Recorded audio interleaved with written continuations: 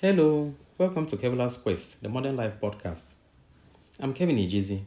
Today's quest is growth over labels, managing your attachment style in relationships. Growth over labels, managing your attachment style in relationships.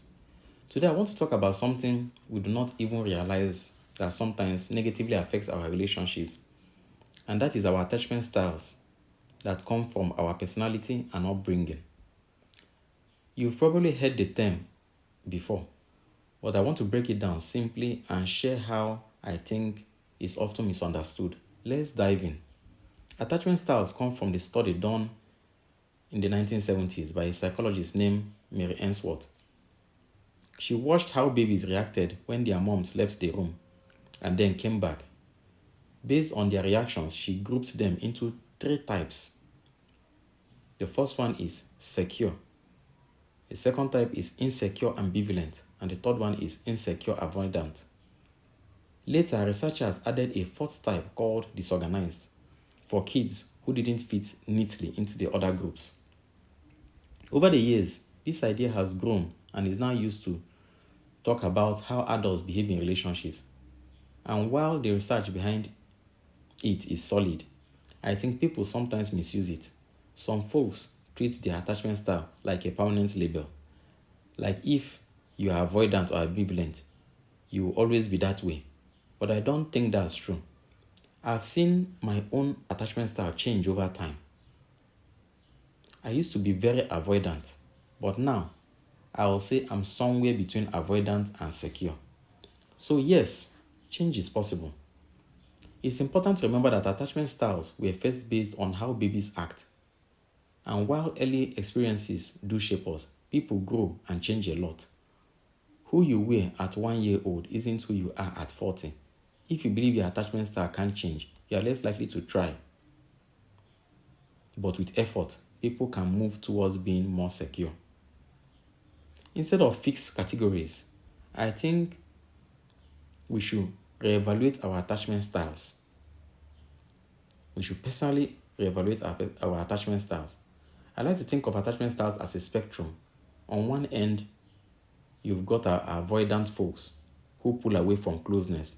On the other, ambivalent folks who crave closeness but fear rejection.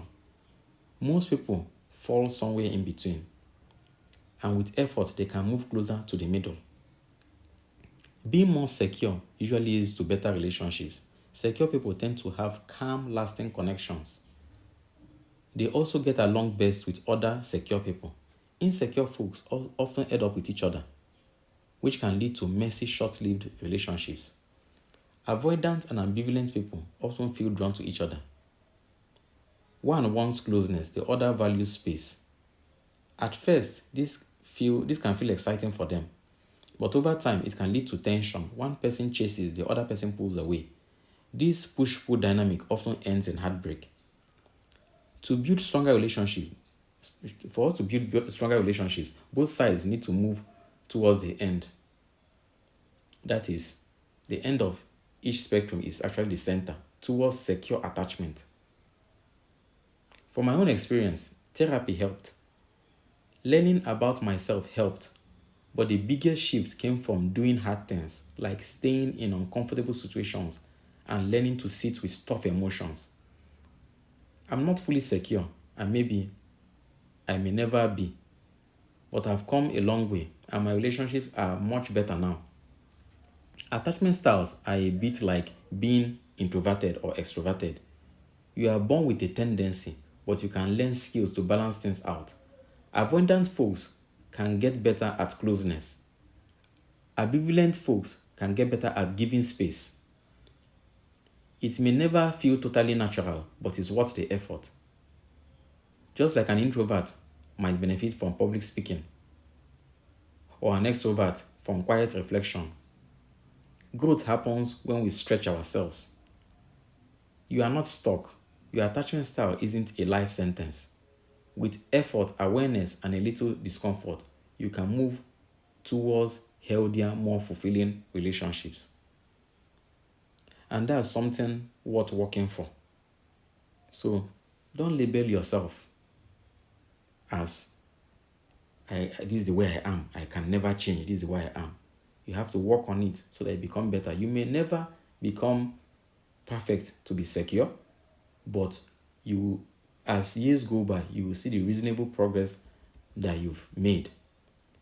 And you'll be happy with yourself because you become more secure towards that relationship that you are trying to build with someone. Okay, that's our quest for today. Please subscribe, like, and share. Someone out there needs to hear this message. Maybe someone like you. Let's spread strength and clarity to those navigating this journey. We'll talk more in future episodes. Let me know your thoughts on this. Thanks for listening and take care.